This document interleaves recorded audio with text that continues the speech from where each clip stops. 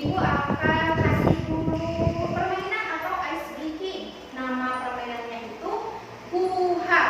Jadi nanti Ibu akan bagi ke dalam dua tim. Untuk baris pertama dan kedua itu tim 1, untuk baris yang ketiga dan keempat itu tim 2. Nanti ketika Ibu tujuh, misalnya ini berarti tim 1 mengucapkan hu, tim 2 mengucapkan ha. Mengerti?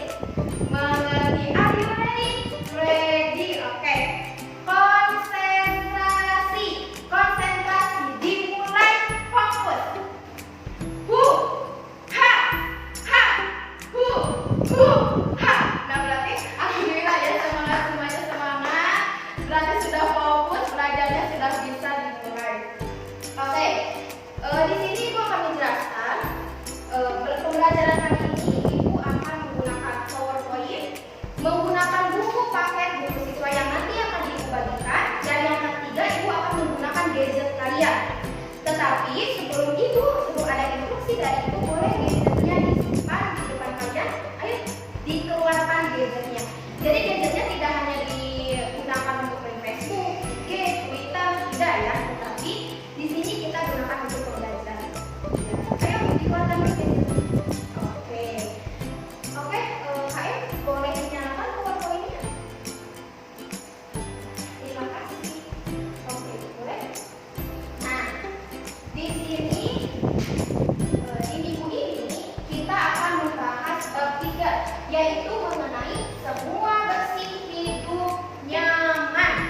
Bab 3 kelas 7 SMP Pendidikan Agama Islam. Boleh next. Nah, sebelum ke inti pembelajaran, Ibu akan menyampaikan dulu tujuan pembelajaran kita kali ini. Jika kalian menyiapkan karena kalian untuk mengamati, untuk mencatat, untuk mendengarkan, nanti kalian pasti akan bisa mencapai tujuan pembelajaran ini. Yang pertama, mampu memahami pengertian thaharah menurut syariat Islam. Nanti kita akan belajar apa itu thaharah. Yang kedua, mampu memahami ketentuan bersuci dari hadas besar maupun hadas kecil yang tentunya sesuai dengan syariat Islam. Yang ketiga, memahami ketentuan bersuci dari hadas besar dan hadas kecil. Next. Yang selanjutnya,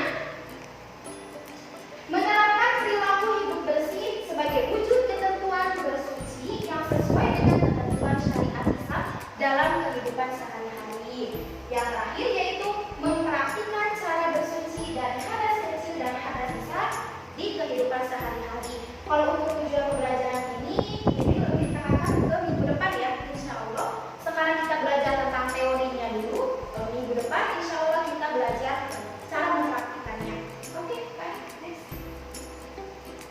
Nah, sebelum Ibu menjelaskan tentang konsep, sekarang Ibu akan menjelaskan bagaimana proses pembelajaran kita hari ini.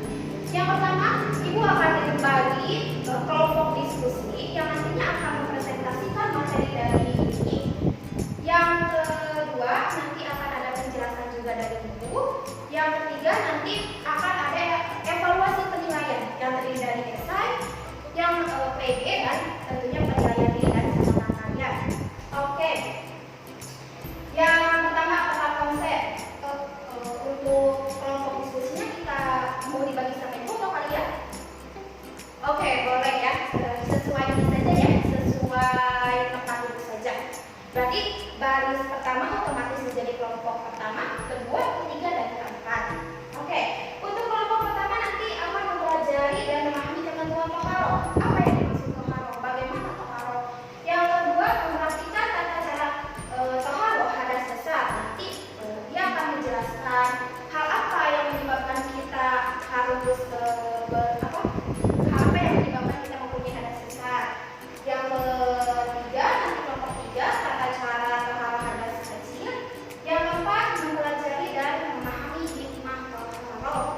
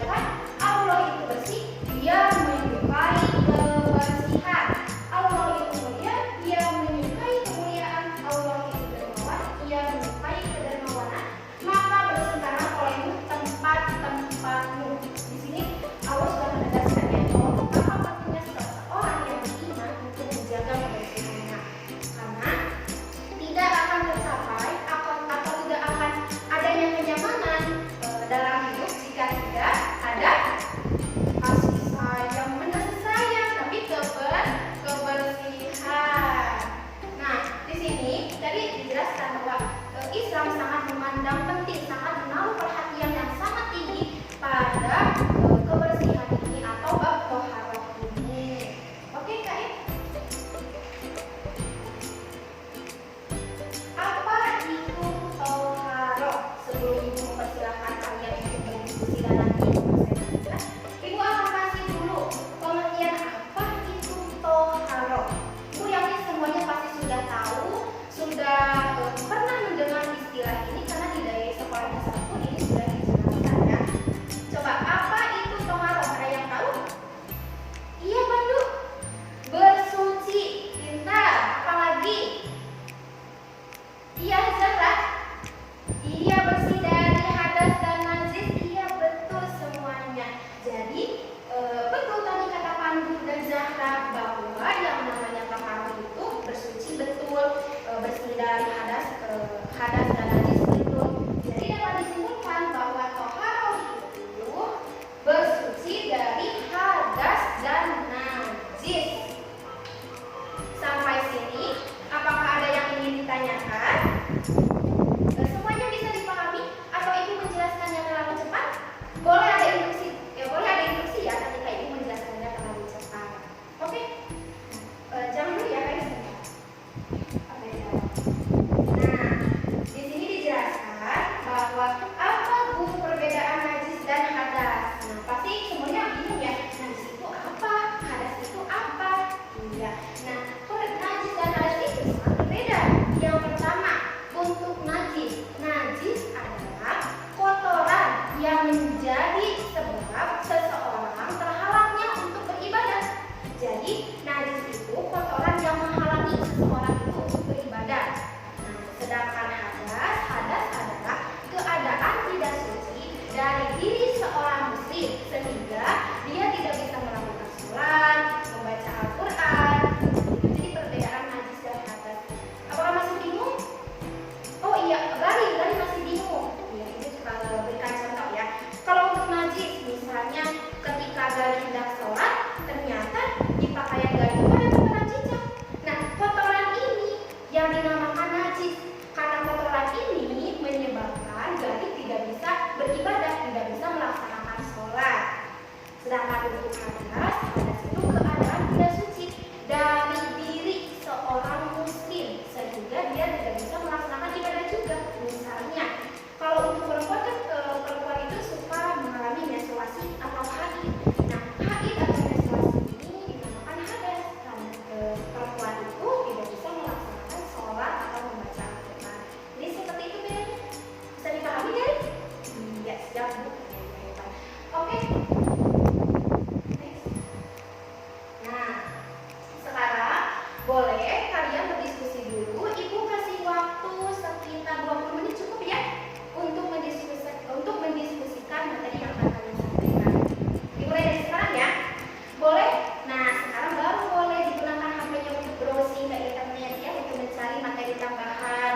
Terus buku pakainya digunakan juga ya. Nanti selain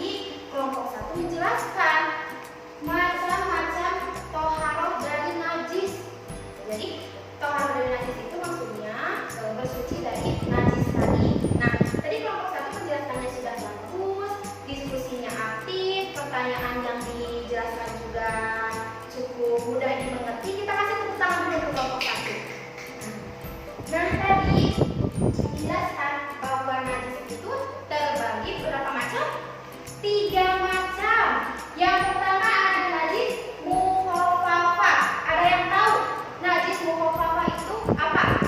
Iya, betul, najis mukhafafah itu najis yang tergolong ringan karena cara membersihkannya, cara mensucikannya itu tergolong mudah.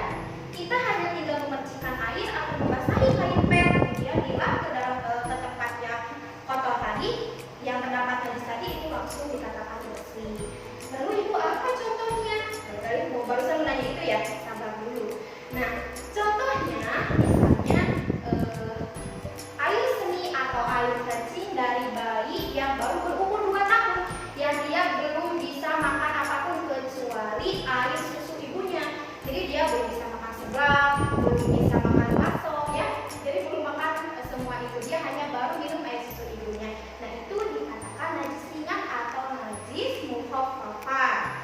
Yang kedua ada najis mutawasithah. Najis mutawasithah apa, Bu? Nah, najis mutawasithah ini najis pertengahan atau najis yang cukup berat. Misalnya apa? Iya, betul, pakai darah, terus nanah. Nah, jadi itu dikatakan najis mutawasithah. Nah, najis mutawasithah ini terbagi menjadi 2. Yang pertama ada hukmiyah. Nah, yang pertama ada hukmiyah, yang kedua ada ainiyah. Yang pertama ada hukmiyah.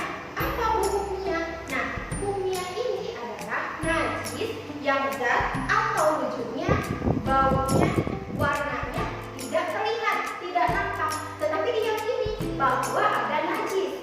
Misalnya, ketika Pandu hendak ke masjid untuk melaksanakan sholat maghrib misalnya, ketika hendak duduk, tiba-tiba ada jari. Kata tadi, Pandu jangan duduk di situ. Tadi di situ ada kotoran cicak misalnya. Tapi ketika Pandu lihat, gak ada bentuknya, gak ada zatnya, gak ada baunya tidak terlihat, baunya tidak tercium juga misalnya. Tetapi Pandu yakin bahwa di situ itu terdapat najis karena tadi Gali memberitahu bahwa tadi ada kotoran cicak di situ. Nah, itu dinamakan najis hukmiyah. Wujud terus baunya tidak nampak, tetapi diyakini adanya najis. Lalu bagaimana ibu cara membersihkannya? Cara membersihkannya sangat mudah juga. Kita tinggal mengalirkan air ke tempat yang terdapat najis itu, kemudian dilap memakai kain pel. Nah, yang kedua ada najis ainiyah. Ada yang tahu najis ainiyah itu? Iya, Zara. Iya, betul sekali. Kata Zara kebalikannya, Bu. Kalau hukmiyah itu tidak terlihat tapi diyakini, kalau najis ainiyah itu zatnya, wujudnya, baunya, warnanya terlihat sangat jelas. Jadi kalau misalnya tadi kan yang namanya hukmiyah itu tidak terlihat, nah kalau misalnya ainiyah itu terlihat. Jadi wujudnya ada, baunya tercium, terus warnanya kelihatan juga. Jadi ini perbedaan dari hukmiyah dan ainiyah. Yang ketiga itu najis mughaladhah. Nah, najis mughaladhah ini najis yang cukup berat. Kenapa dikatakan berat? Karena cara mensucikannya itu melalui beberapa tahap, yaitu dibasuh dengan air 6 kali, dan yang satu ini sampai apa? Tanah. Pinter. Coba contoh dari najis mughaladhah ini apa? Iya, betul sekali, air liur anjing. Oke, tadi kita sudah mengetahui macam-macam dari najis.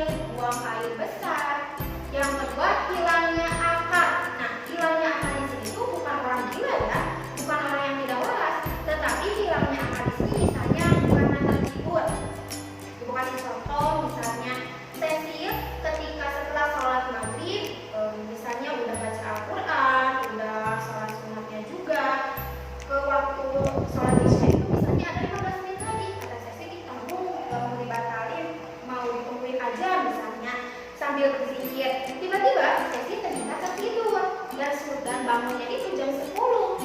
Ternyata isanya sudah kelewat.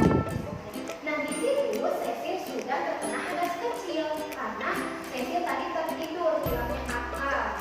Nah, yang selanjutnya yaitu bersentuhan antara perempuan dan laki-laki yang bukan mahram. Jadi yang namanya perempuan sama yang laki-laki itu tidak boleh bersentuhan ya, tidak boleh pegang-pegang tangan, tidak boleh karena hukumnya haram, bukan mahram. Nah, yang selanjutnya,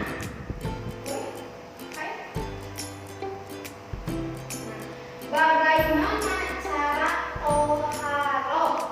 Ini tadi dijelaskan oleh kelompok 3. Jadi kelompok 3 menjelaskan apa itu toharoh, cara toharoh.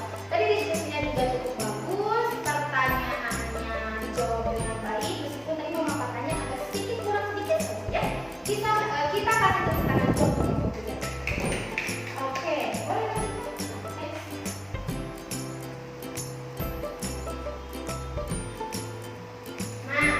Nah, bagaimana cara toharoh? Tadi kita sudah mengetahui najis, macam-macam najis, sudah mengetahui hadas, macam-macam najis. Kalau hadas, apakah hal yang menyebabkan kita terkena hadas? Nah, setelah kita menjelaskan tentang bagaimana cara toharoh, baik dari hadas besar maupun dari hadas kecil. Ibu, apakah sarana toharoh itu hanya air? Jawabannya apa? Tidak, betul sekali. Memang bisa sama apa aja selain menggunakan air. Iya betul, ada debu, ada batu. Nah, itu merupakan sarana atau benda yang bisa digunakan untuk bersuci atau bertoharoh. Nah, yang pertama, toharoh dari mandi wajib. Jadi kita sudah menjelaskan hal-hal apa yang menyebabkan kita harus mandi wajib. Nah, lalu bagaimana Bu tata cara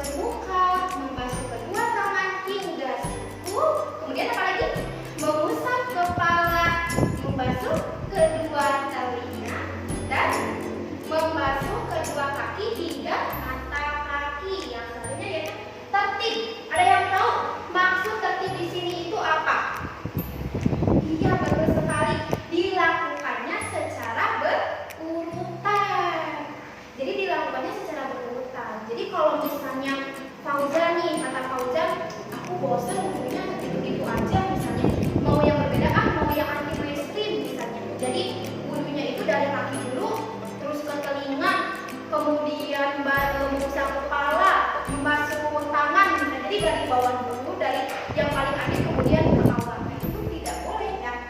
Jadi dilakukannya harus secara berurutan, harus tertib. Yang selanjutnya itu berdoa. Ibu yakin semuanya pasti sudah hafal, ya kan? Iya betul. Ya kita baca bareng-bareng. Bismillahirrahmanirrahim.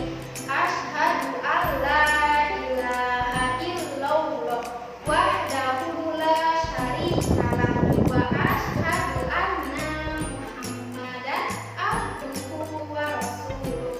Allahumma ij'alni minat tawabina waj'alni minal mutatahhirin waj'alni min ibadikas sholihin. Masyaallah. Yang betul ya rasa ini itu pintar-pintar. Nah itu tadi merupakan tata cara dari ibu. Nah, yang selanjutnya yaitu tayamum. Ada yang pernah melakukan tayamum? Alhamdulillah tidak ada ya, berarti Allah masih memberikan rezeki kepada kita berupa air, berupa disediakannya air. Ibu, apakah tayamum itu? Tayamum seperti tadi yang sudah dijelaskan kelompok 3 bahwa tayamum itu sebagai pengganti pengganti wudhu untuk mensucikan hadas besar maupun hadas kecil. Lalu bagaimana tata cara tayamum? Apakah sama seperti tata cara berwudhu misalnya? Tidak ya. Kalau misalnya di tayamum itu tidak harus ada kumur, asal kita kumur menggunakan wudhu kan tidak mungkin. Nah, boleh saya. Yang pertama, tata cara tayamum yang pertama apa? Iya, tentu saja membaca niat. Nanti mana juga. Ya, kita harus diawali dengan niat. Kita baca bareng-bareng ya. Bismillahirrahmanirrahim. Nawaitu tayammuma listibahatis sholati fardholillahi ta'ala. Artinya, aku niat bertayamum untuk dapat melaksanakan sholat fardu karena Allah Ta'ala. Kemudian apa?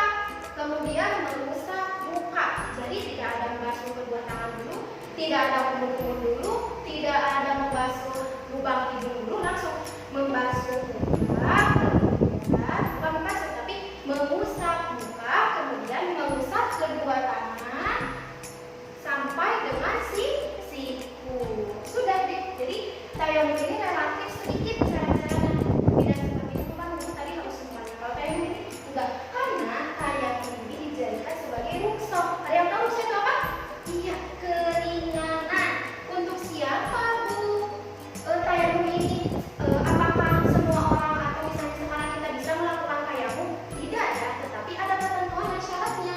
Yang pertama, harus tidak ada air dan kita sudah memastikannya. Maksudnya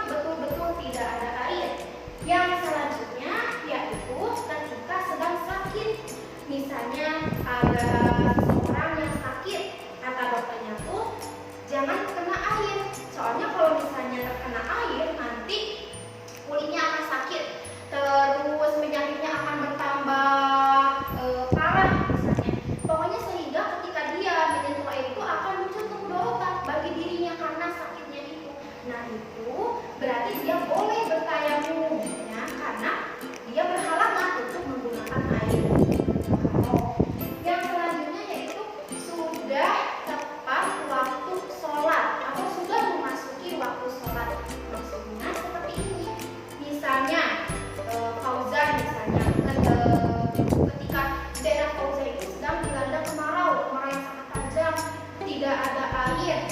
Nah, pokoknya tidak ada air, hanya untuk minum saja.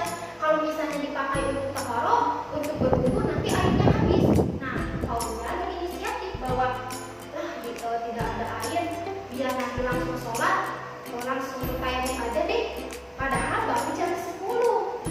Ke zuhur itu ada 2 jam lagi misalnya. Fauzan langsung saja bertayamum misalnya. Nah, ternyata ketika jam 12, ketika memasuki waktu zuhur, turun hujan sehingga kita dimungkinkan untuk berwudu. Nah, berarti tayamum yang dilakukan Fauzan tadi itu tidak sah. Pertama, karena belum memasuki waktu sholat, dan yang kedua sudah terdapat air. Sampai sini semuanya bisa dimengerti, semuanya bisa dipahami. Apa Ibu menjelaskannya terlalu cepat? Alhamdulillah tidak ya. Oke, yang selanjutnya. Nah, hikmah toharoh tadi dijelaskan oleh kelompok 4 dan juga kelompok 4 presentasinya sangat bagus, diskusinya sangat aktif sekali, semuanya mengajukan pertanyaan dan dijawab juga, pertanyaannya sangat bagus juga. Kita kasih tepuk tangan di kelompok 4. Di sini gua akan mengulas sedikit saja. Hikmah toharoh apa? Hikmah dari toharoh atau apa manfaat jika kita selalu bertoharoh atau selalu menjaga kebersihan, selalu bersuci? Apa? Di sini Ibu mengambil satu kutipan yang bunyinya itu seperti ini. Orang yang selalu menjaga wudunya, kelak wajahnya akan bersinar ketika dibangkitkan di kubur, dari kubur. Masya Allah sekali ya. Ini bukan Ibu yang berbicara, ini bukan Ibu yang menulis, iya ini yang Ibu yang berbicaranya, tapi bukan Ibu yang berbicara, bukan Ibu yang ini, tapi Rasulullah Shallallahu Alaihi Wasallam yang bersabda bahwa orang yang selalu menjaga wudunya, dia akan wajahnya akan bersinar ketika dia dibangkitkan dari kubur. Maksudnya seperti apa, Bu? Nah, menjaga wudunya di sini itu bukan seperti ini ya. Misalnya Zahra itu habis sholat maghrib tadi, habis sholat subuh misalnya, karena juga mungkin kalau orang yang menjaga wudunya nanti wajahnya akan bersinar ketika dibangkitkan dari kubur. Jadi aku jaga wudu aja sampai zuhur misalnya. Jadi ketika dia mau buang air kecil, mau buang air besar, mau kentut misalnya, sama dia ditahan aja karena dia harus menjaga wudunya sampai nanti zuhur, dia langsung sholat zuhur. Bukan seperti itu sangat salah ya, bukan seperti itu. Tetapi menjaga wudunya di sini itu maksudnya seperti ini. Misalnya kan yang namanya wudu, ketika kita wudu itu bukan itu ya, bukan hanya ketika kita hendak sholat yang 5 waktu saja, bukan ya, bukan ketika mau sholat atau berwudu, tidak seperti itu. Tetapi menjaga wudunya di sini itu misalnya sebelum berpergian dia berwudu, sebelum tidur dia berwudu, sebelum melakukan aktivitas apapun dia berwudu. Nah, itu yang dinamakan dia menjaga wudunya.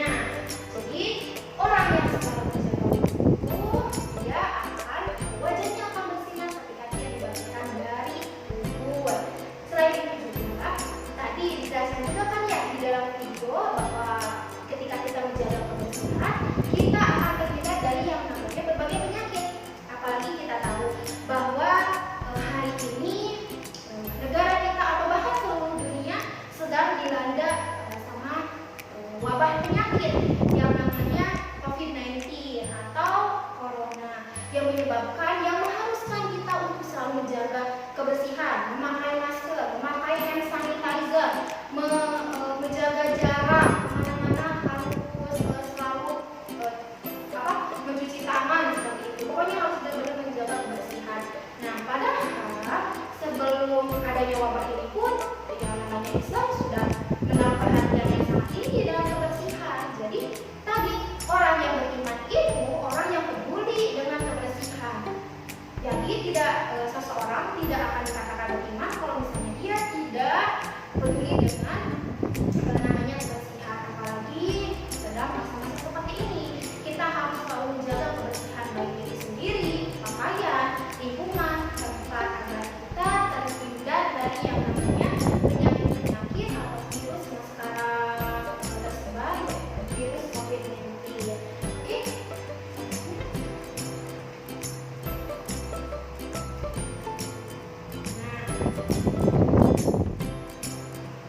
kesimpulan yang dapat kita ambil dalam pembelajaran hari ini. Yang pertama, total artinya bersuci baik dari najis maupun hadas. Yang kedua, macam-macam najis ada. Tiga, bentuk najis apa aja? Mukhafafah, mutabasito, dan mughalladho. Yang selanjutnya yaitu macam-macam hadas ada dua, hadas kecil dan hadas besar. Cara mensucikan hadas besar yaitu mandi wajib dan tayamum untuk yang tidak ada air atau ketika sudah tidak ada air. Yang selanjutnya ada cara mensucikan hadas besar, hadas kecil yaitu dengan cara berwudu dan tayamum juga. Oke.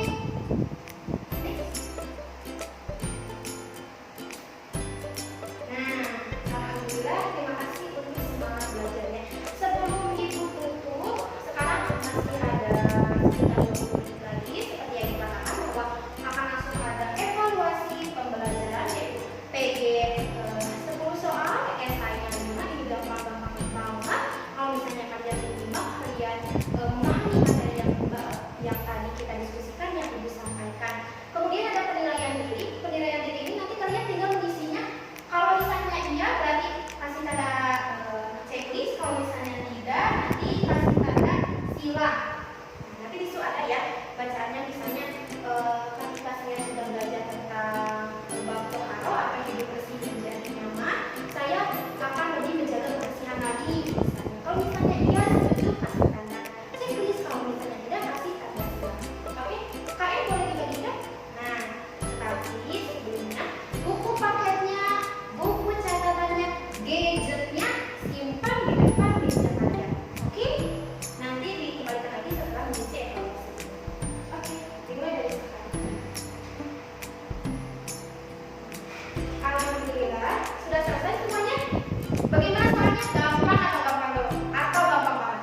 Gampang banget, alhamdulillah. Boleh dikumpulkan? Nah, sebelum ibu akhiri, ibu akan sedikit menjelaskan atau memberitahu penugasan minggu depan ya, agar kalian bisa mempersiapkannya.